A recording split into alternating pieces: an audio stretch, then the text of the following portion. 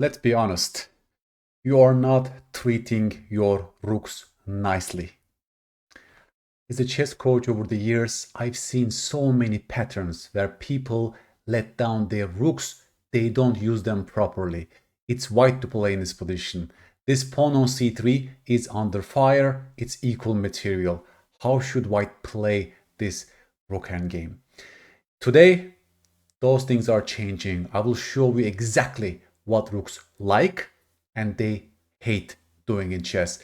This way, you will avoid chess crimes and you will recognize what a chess crime looks like in rook endgames. Folks, 1200 chess.com rapid player with white pieces went rook c1 in this position for the sole purpose of defending their weak pawn. This is chess crime 101. Rooks hate defending weak pawns in chess. They love attacking. They love activity. Okay, rook c1, after rook c5, black is completely winning. White's passivity directly translated to activity for black. Is it clear? I hope the first lesson is absolutely clear. In rook endgames, you must play with an active rook. So, tell me the only way for white to save this position potentially. Yes, the most important thing to understand here is your rooks will love to activate and create counterplay. You see the weakness on a6? You see how your rook is attacking that target? You see how you're ignoring the pawn? You see how you're refusing to tie down your rook? This is such a fundamental lesson. Many club players, amateurs, go wrong in positions like this. So that's the first crime that will be eradicated after today's episode. For example, rook c3, rook a6. Look at your rook. Beautiful piece, fantastic piece. It will even invade the 7th rank and cause all the damage for the black king. That's what active defense looks like in the rook endgame, and rooks love activity. So, lesson number 1. Always prefer active defense in rook endgames. Second position, white to play. White has an extra pawn. Still, we have to find a good winning plan for white. Take your time, stop the video. How would you play this endgame with the white pieces? Folks, another chess crime happened in this game. White told himself, hey, I have an extra pawn and I'm seeing this rook invasion on the 2nd rank. Let's defend the 2nd rank with this move.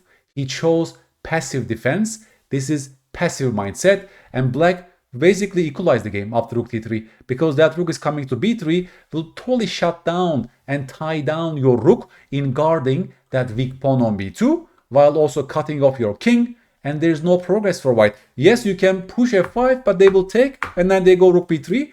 Now your rook is completely shut down, and this king cannot really do this because of king g6. This rook is also defending b7, totally an equal position. Black is very close to full equality in this position, and it's all because of your passive move rook f2. You see, the moment you start playing passively in those rook endgames, the opponent's rook is becoming more and more active. Just like here, you're losing the initiative. So passive mindset is rarely the solution. You tell me the best move for white. How should white treat this position? You're a great player if you came up with the move rook e1 or even rook c1. Both of these moves are active attempts. You're placing your rooks on open file in this position. That's it. The next move is you tell me. Well, already by going rook e1, you're stopping this. Short calculations are ensuring us that we can actually win the pawn while also protecting our guy on b2. Beautiful. You see, after rook e1, in fact, this rook is getting tied down. Isn't it beautiful? I love such clean exercises. You activated your rook. This way, you paralyzed the opponent's rook. If they play any move in this position, for example, if they keep on waiting, you tell me the next move for white. Another beautiful move, folks. Another beautiful move. How do you improve your position? Yes, rook e5. Why? Because your rook is coming to b5 to put maximum pressure on their position. If they go to c2 in this position, you check on the 7th rank and you win the pawn. Everything is beautiful. If black keeps on waiting, then you play the move rook b5, folks. You see, again, you're tying down the black rook. If they keep on waiting, you play the move rook b4 and they can no longer defend their weaknesses on the queen side. Isn't it beautiful? Just look at the strategic play for white in this position. Not move my move, but look at the sort of philosophy of this endgame. See how they are activating their rook on the first opportunity, even though they have an extra pawn. And this is the biggest learning moment, because when people are having extra pawns in general, they have this passive mindset sometimes, right? Hey, I should protect my stuff, don't take any risks. But in rook endgames, that's usually a bad recipe, as was shown in this example so clearly, right? There is gigantic difference between the activity of the rook on d3 and your passive rook on f2. That's almost worth one full pawn, folks. But compare and contrast this with this plan, right? Beautiful idea. Even with an extra pawn, white keeps playing actively to have a completely winning advantage, in fact. Even after this, right? If black keeps on waiting, as we saw, well, there's one more target and you can no longer defend all your stuff in this position. Rook c1 was also good. If they play b5, folks, you tell me the next move. Where are the targets and how do we activate our rook even further? You're a great player, folks, if you found the move rook c5. That's what I mean by activity. You find those targets, you attack them, thus you're tying down the opponent's rook. Just look at this terrible piece, just paralyzed in guarding a pawn. You can improve further with rook c6, putting pressure on the other weakness, thus paralyzing the king too. If they go b4, folks, you tell me the next move. I want you to again stop the video. There's a beautiful move here for white that keeps a winning position. And again, you're a great player, folks. If you looked at the freshly created weakness on a4 and you play the move rook a6, the rook is excellent on this score. Excellent, putting pressure on all these pawns. You say, if you take my pawn, that's fine, because in this position, you can no longer defend your pawn on a4. White is winning one more pawn, plus having a beautiful rook, plus a winning advantage. A chess crime would be to take the pawn on b4, because after takes, this rook is getting active and they're also putting pressure on your pawn on b2. You don't want to play chess like this, right? That will be really terribly passive for white to play like this. We lost the initiative. So you see, the only winning plan for white after b4 is to put pressure on the weakness on a4 and ensure that we are winning one more pawn in this position. Now we learned all these beautiful lessons. I will show you one more pattern in rook endgames, okay? White to play. This position was given by Nimzowitsch in his book, My System. White to play. Please find a plan that improves the white position. Folks, good knight versus bad bishop scenario. Target on c6, target on a7, right? Weak pawns. You should very quickly spot those weaknesses, by the way, to play good positional chess. So, how does the rook put more pressure on those targets? You tell me. Yes, the springboard idea. The rook is using c5 square as a springboard to reach a5. This way, you're putting maximum pressure on these pawns and you're paralyzing the black rook. Black rook is now paralyzed to pure passivity and your rook is actively placed on a5. You can always go back if you want at some point, but you can also play the move rook a6 to put more pressure on all these weaknesses, right? So this way you can slowly move your king up, for example.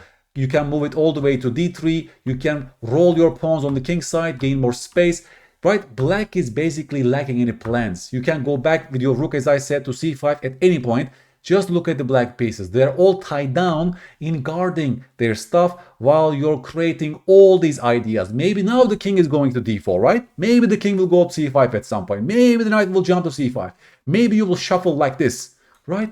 There are so many ideas for white in this position. It all started from this little rook c5, rook a5 idea. Keep this in mind, because also in other structures, this idea exists. You can sometimes use those strong squares, and that's a strong square for white, right? No black pawn can control c5. It's an outpost for white. You can use such outpost squares to basically shift through certain ranks to find little targets to tie down the opponent's pieces. But please focus on how activity is guiding white's play in this position and how we are finding those targets to tie down the enemy pieces.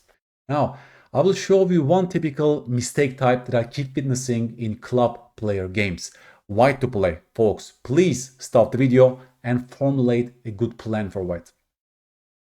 Folks, equal material, minor pieces are on the board, and the rooks. Open files are C and D files. And most players in this position, they look at this rook on d8. Hey, that's an active piece. Let's trade it off. And they go rook d1. Very typical mistake type. Needless rook trade, basically, right? Passive mindset again. They don't ask themselves what that rook is doing on the open file. They don't see how their king is completely shutting down that rook, taking away all the invasion squares from that rook. And they don't give themselves choices. They don't look at the other open file on the board. And the best move is, of course, rook c1. Beautiful move, the winning attempt for white. White says, fine, my king is controlling your rook, but how are you going to control my rook? It's coming to either c7 or c6. You activate your rook this way. Beautiful move, folks. Beautiful. So what's the lesson? Don't blindly trade rooks on open files. Always ask yourself whether that rook is a dangerous creature. Look how your king is beautifully placed in this position, right? Rook d1, well, it's actually black who is better because look at their king, folks.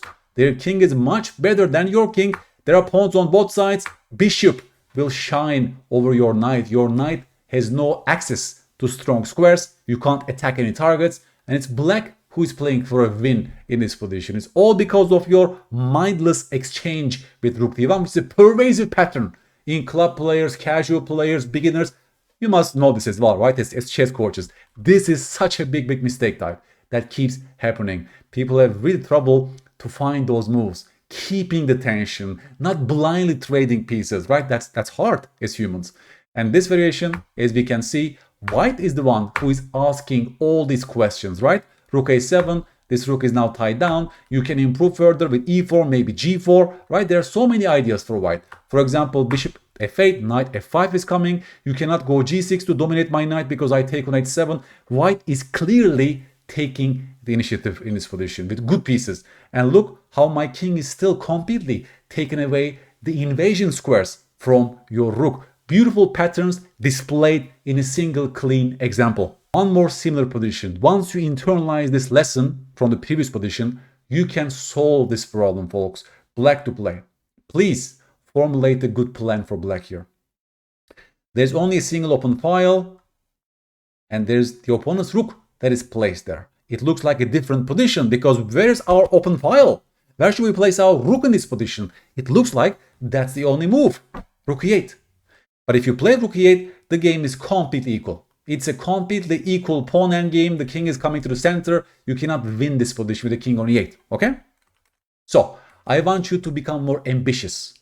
Please generate a plan for black that will create an open file for your rook, for your sleeping rook on a8. Now we are learning pawn play to activate our rooks and pawn breaks. Folks, when you think about activating your rooks, think about the pawn breaks. Because whenever there's a pawn break, there is inevitably newly open files. Files are clearing after the pawn breaks, okay? So, which pawn break in this position will activate and awaken your sleeping rook on a8? You are a great player if you found the move b5, folks. The art of awakening pieces. Look at the strength of this pawn break on b5. You play b5 for the sole purpose of activating your rook. Your king is already cutting off, stopping all these invasion squares from the rook. But you say, I'm creating my play on the queen side after b5. If you take my pawn, thank you so much. Your rook became an amazing piece without even moving. Look at this. Now you have a completely winning advantage as black.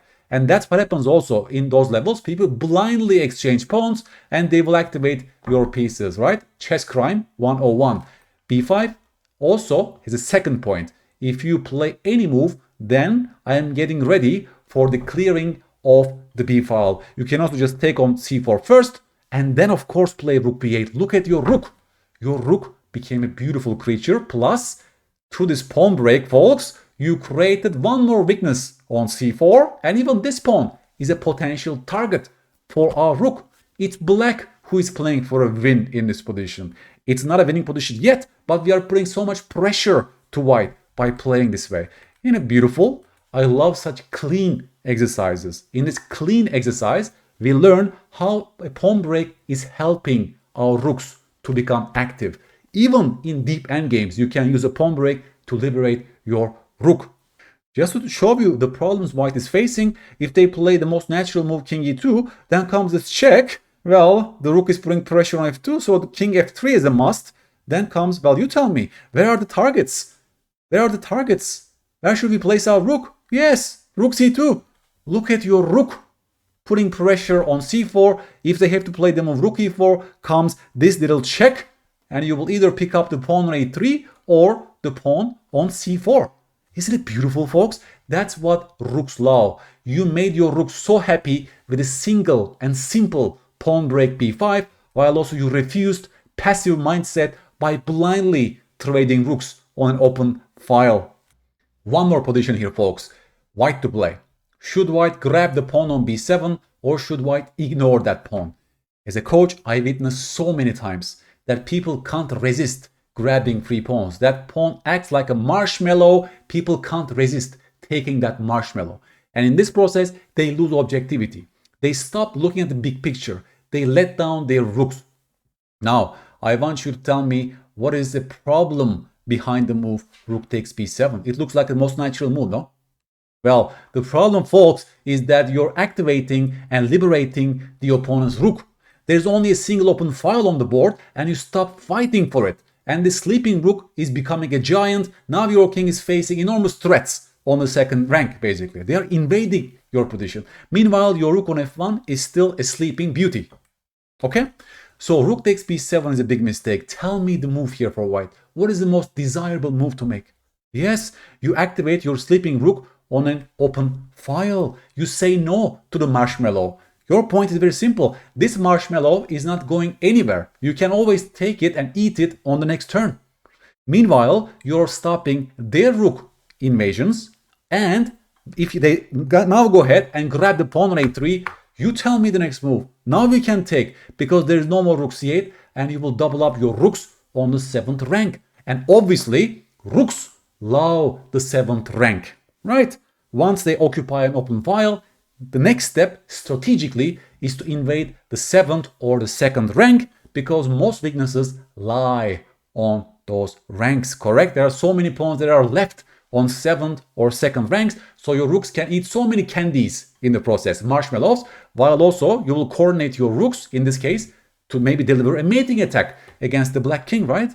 Beautifully strong, those rooks on the 7th rank. Meanwhile, you see, you don't give any activity to black. You say, you can take all my pawns, it doesn't matter, because now I will double up on the 7th rank. So in this example, we also see coordination and quality is more important than material. And many people don't know that in chess. Many people have only this materialistic mindset to evaluate positions. They say, hey, I should grab the pawn because pawns are good.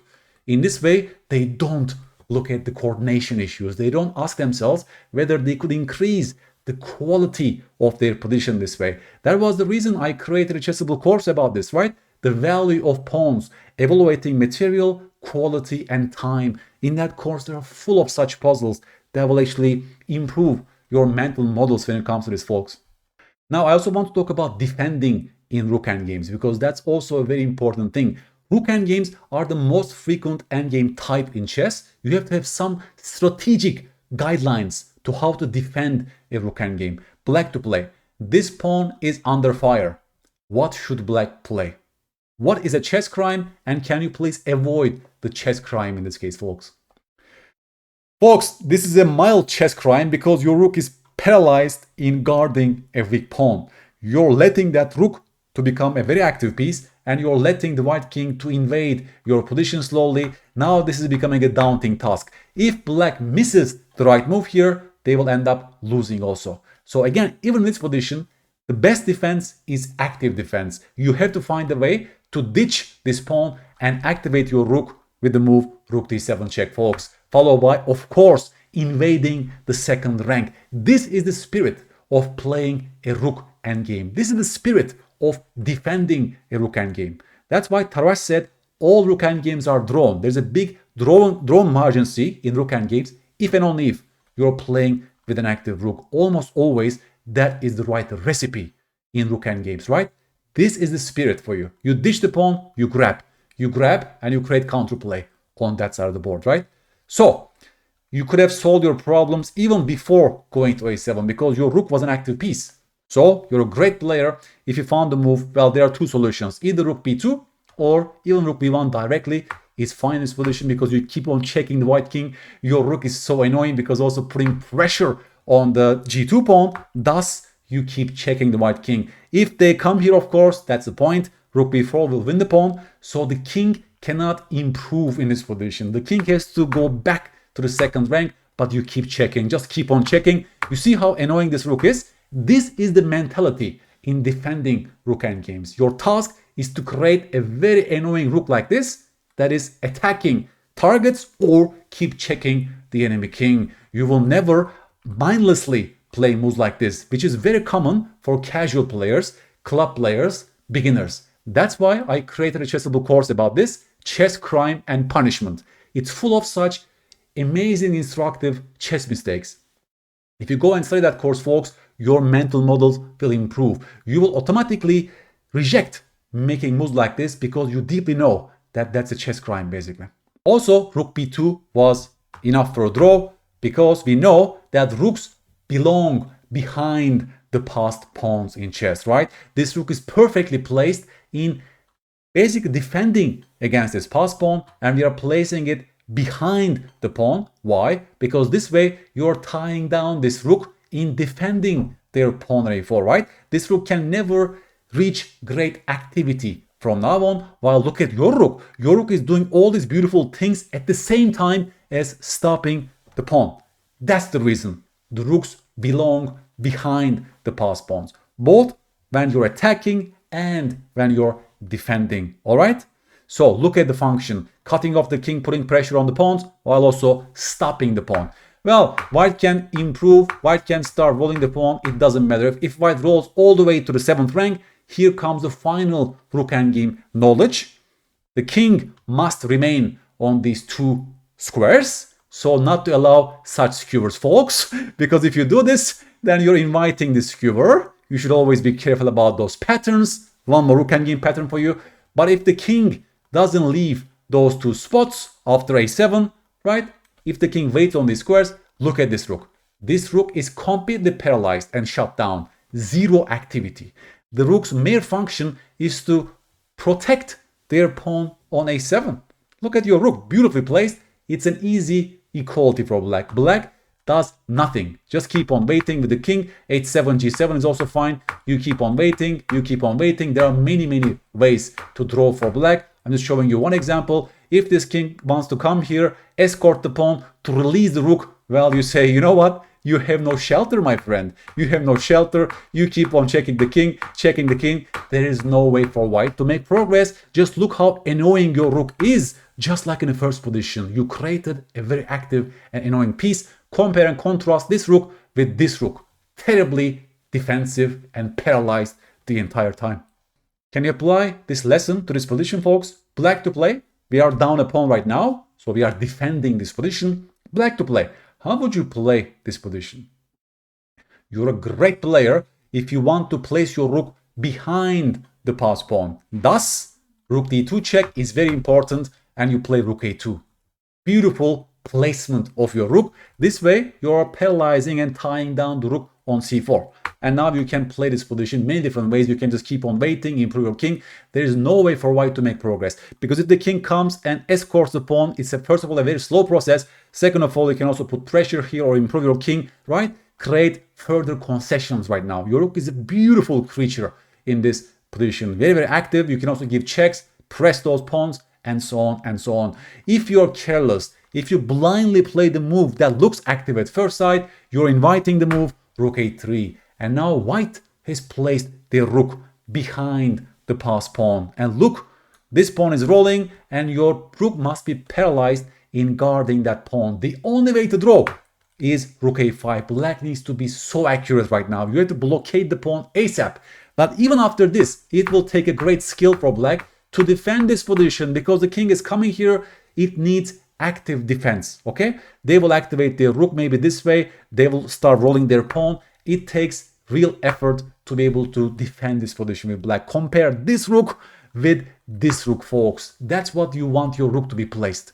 Because also this rook is totally tied down in guarding that pawn and there is zero potential for the pawn to roll anytime soon. This will be your homework position, folks. This position was analyzed by great Mark Dvoretsky, and this is a very instructive endgame position right now. We are searching for the best plan for black to defend this position. You will be taking the black side. Your task is to save a draw in this position because it looks like everything went wrong for black, right? The rook is paralyzed in guarding that weak pawn on a6. This king is much stronger than your king. Their rook has used the springboard on c5 to jump to a5. It looks like everything went wrong. But even in the direst circumstances, if you play actively, if you have a good active defensive plan, you can defend those positions. So that's your task. I want you to formulate a winning plan by verbalizing your thoughts. My plan is this. Give tasks to your pieces. My king will do something, so my rook can do something else, right? I want you to stay on this broader level, verbalization. Use your words to generate a plan for black. What will be your game plan to guard and defend this endgame? Try to apply the principles I told you in this video. Okay, folks? This is a great consolidation exercise, and I will be also giving you feedback on YouTube if you tell me couple of good ideas and if you lay down your thoughts for you. All right, I will reply to each and every one of you. The reason I made this video, folks, is basically throughout the years of chess coaching, I witnessed so many mistake types like this. People don't know how to handle their rooks, especially in endgames. And rook endgames are the most frequent endgame type in chess. You have to know basic stuff in those positions. Also, this way we are learning how a piece functions in a clean way. Endgame, the board is open, so you can see the full potential of the rook, right? In the opening, we don't understand how rook works because there are so many pieces blocking, right? So many pawns and pieces blocking the piece. But in an endgame, the true potential of a rook could be understood much, much easily. So that's the function of this training, and hopefully you will become a much better endgame player, positional player, and your rooks will be thanking you from now on to not letting them down and not to let them cry. Okay, folks, I will catch you on the next episode on a very similar theme. If you like this video, please give me a like and subscribe. It's very important for you folks to be able to produce similar content. I'm here to help you improve your chess, and I will catch you on the next episode. Bye-bye.